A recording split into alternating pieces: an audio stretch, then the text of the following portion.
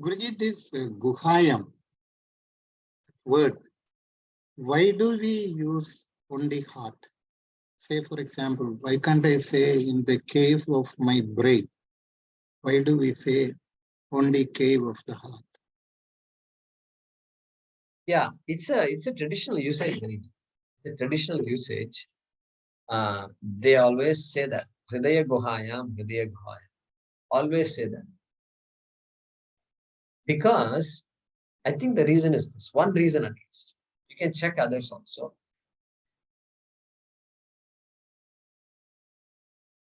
I know it. Buddhi. Sometimes you point to the heart. I did it. I did it. It's mine. They're my children. Mine. Why don't you say they're my children? What is this heart? Heart is a very important part. We point to the heart to indicate ahankara, to indicate I-ness, aham. Correct? Therefore, heart is a part, a physical part of the body which is associated with ahankara. Correct? Ahankara. I did it. We don't say I did it. Even though buddhi mein hai, sab kuch mal buddhi mein hai, lekin I did it. What poor heart, it's constantly beating. Kadakada, kadakada, kadakada, kadakada is beating. Why? What is this? I did it, poor heart, blaming the heart for all my problems here. So I think heart has an important role to play in that respect, physical heart. Therefore, I think the Shastra keeps saying Hridaye, Hridaye. I think Lagunyasam,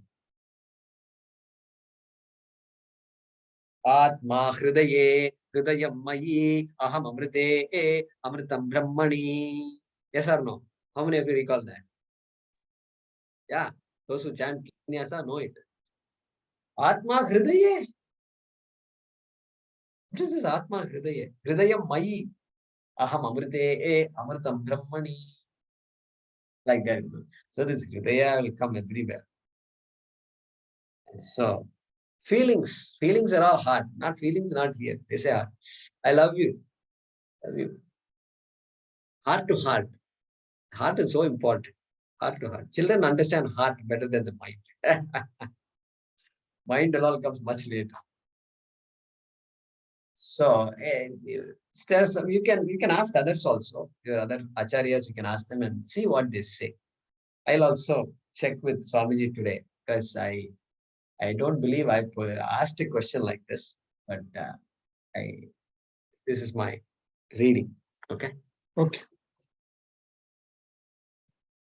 But it doesn't matter whether it is Hridaya, kidney, and all that. It does not become No, less. Okay. No, As long as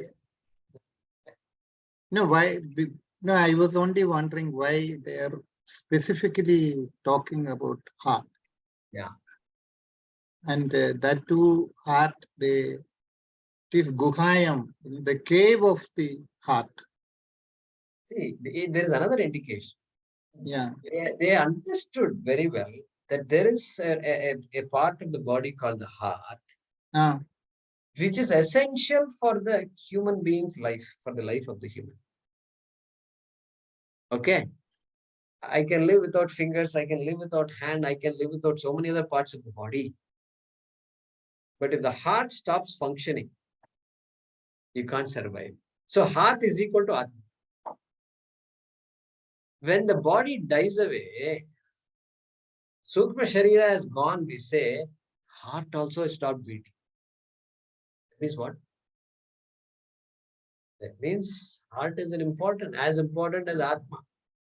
Therefore, there is some connection between heart and Atma. They have used that connection. Okay. I think so. This is just my interpretation. Okay. I didn't read it anywhere. I have not read this in any Shastra. Okay, Mahesh, go ahead. Yeah, during Mr.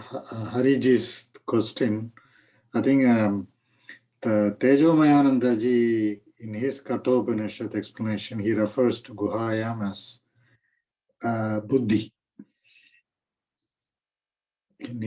I had just happened to listen a few weeks ago. So I think maybe, but you're right. I think I've seen more of Hridaya than buddhi. Antakarane, see somewhere. Let's see if I have written any notes on here.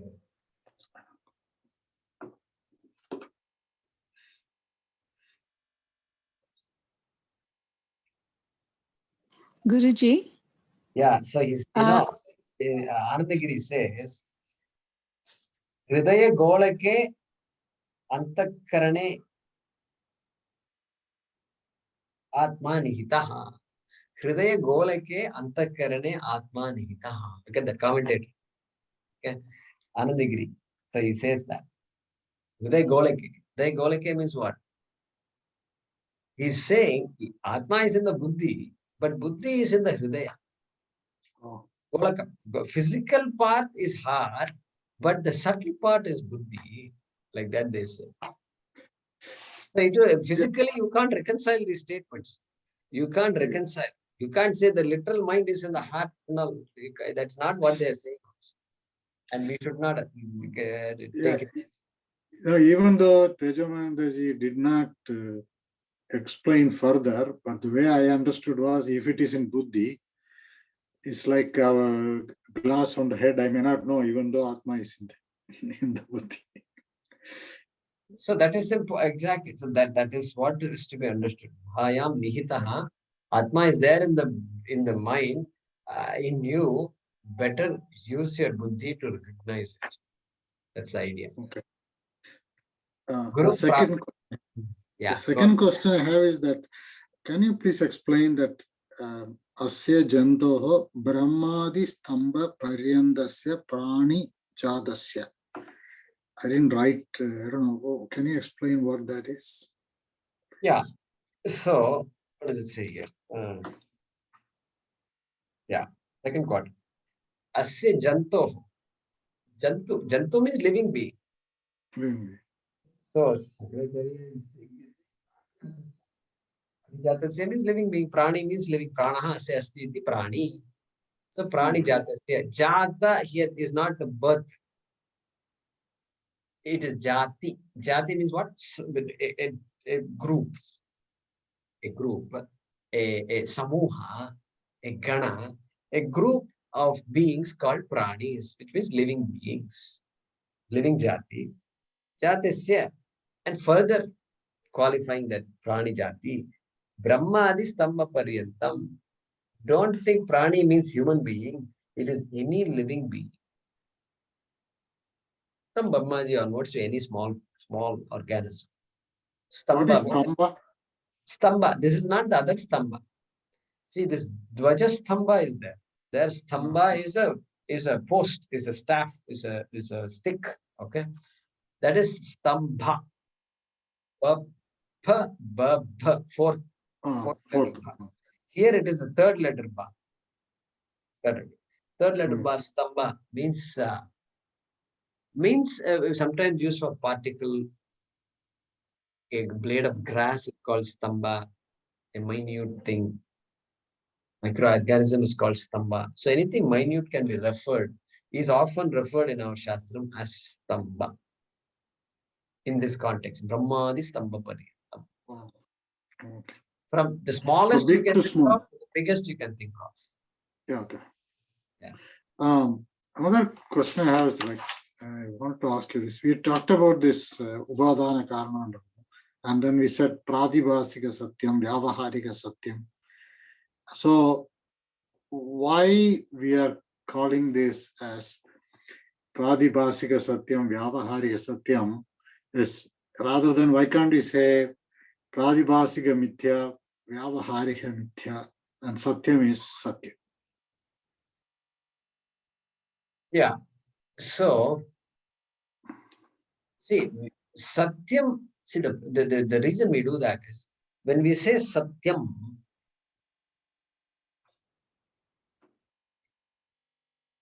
we have to ask what type of Satyam you're talking about. The word Satyam is there, real.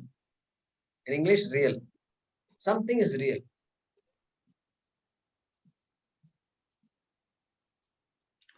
Is sunrise real? What do you say? Then is pot real? What do you say?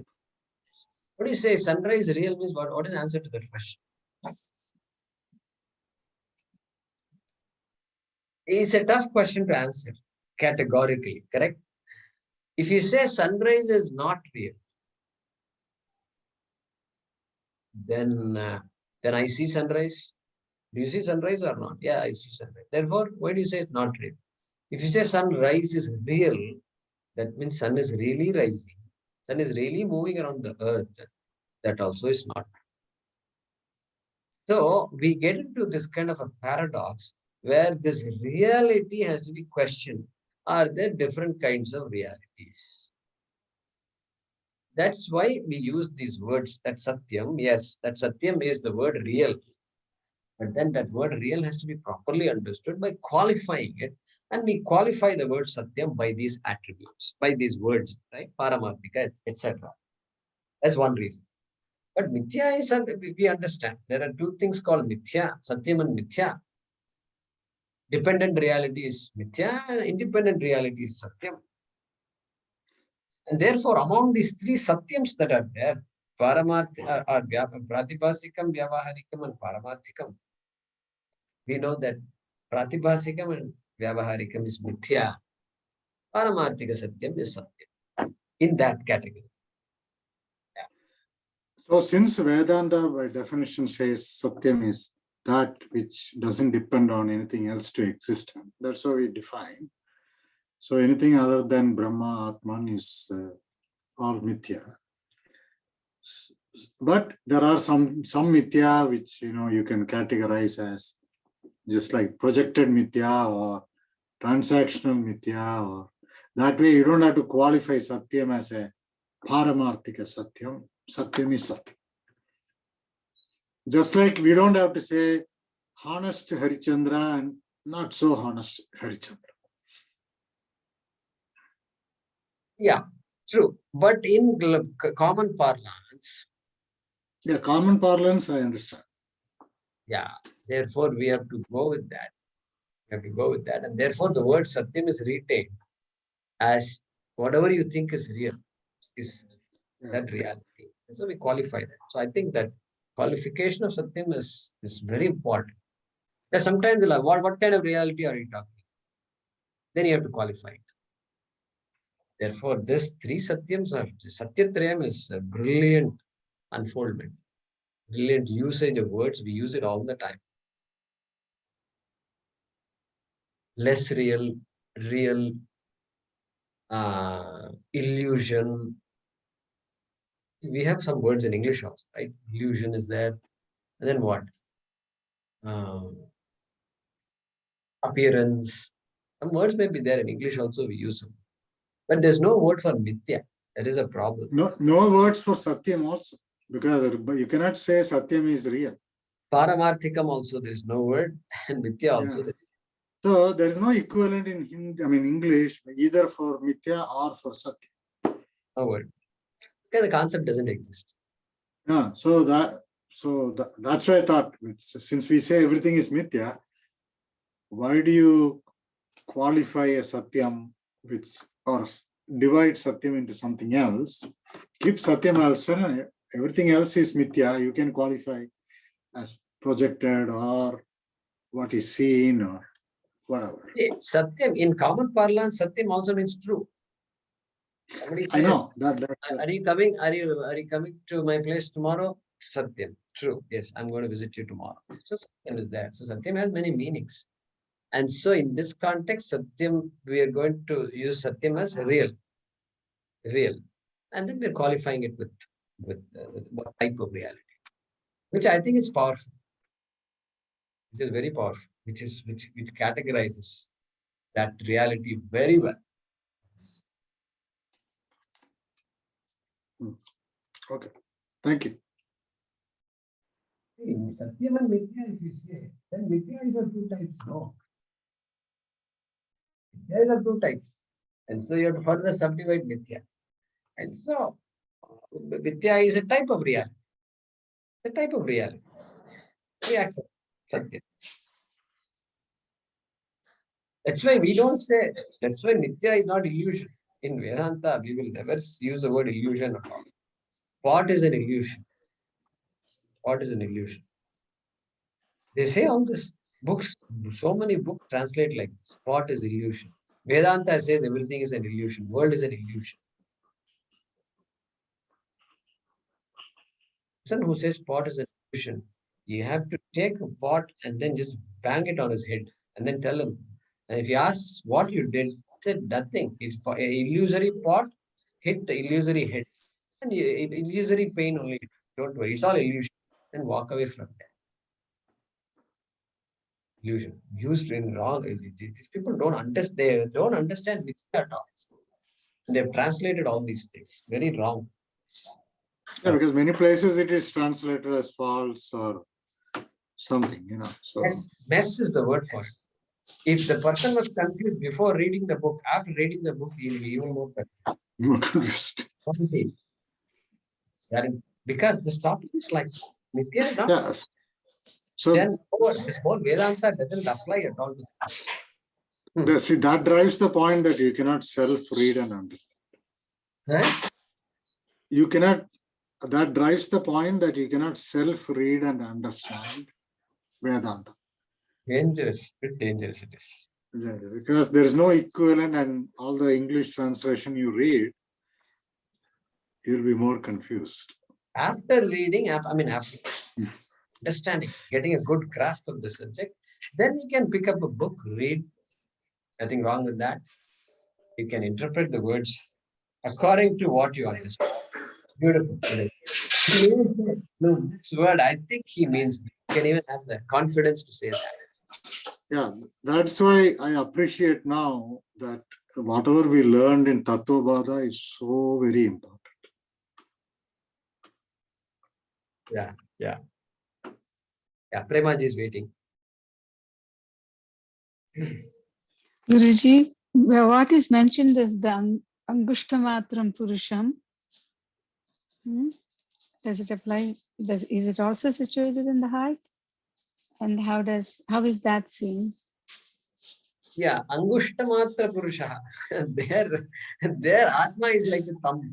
Is categorized or visualized as the thumb. And beautiful it is. It is beautiful because it's an imagery, not to be taken literally, right? Why Atma is like the thumb?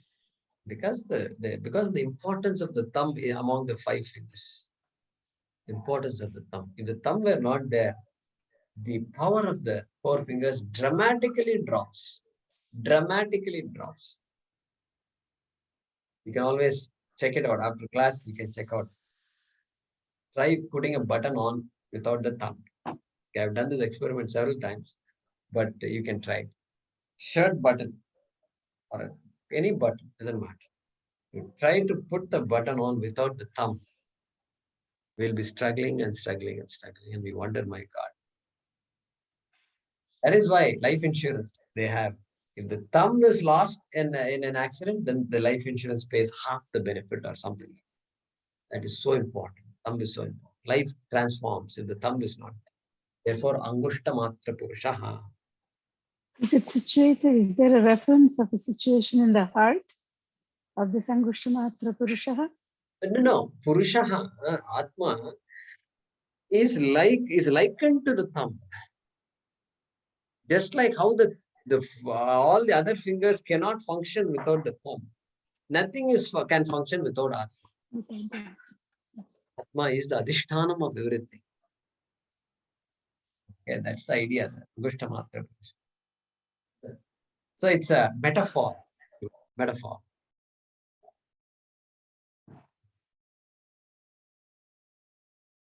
Let's see, there are some messages here. Lomani hridaye hridayam mayi aham amrite amritam brahmani. Okay. What is this?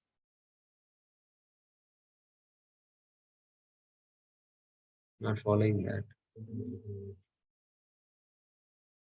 Okay. Okay. All right. So, Premaji, was the audio better now? Afterwards, did you do something? No, it kept going. So I suppose something is not good on my side because it didn't bother anybody else. Yeah, nobody else has had that problem. Yeah. In It fact, had the meta. Jayakumar, in fact, there was no disturbance from your side also. Om Namo Bhagavate Vasudevaya Anvantaraye Amrita Kalasahastaya Sarvamaya Vinashanaya Trailokyanataya Shri Mahavishnave Namaha. Thank you very much.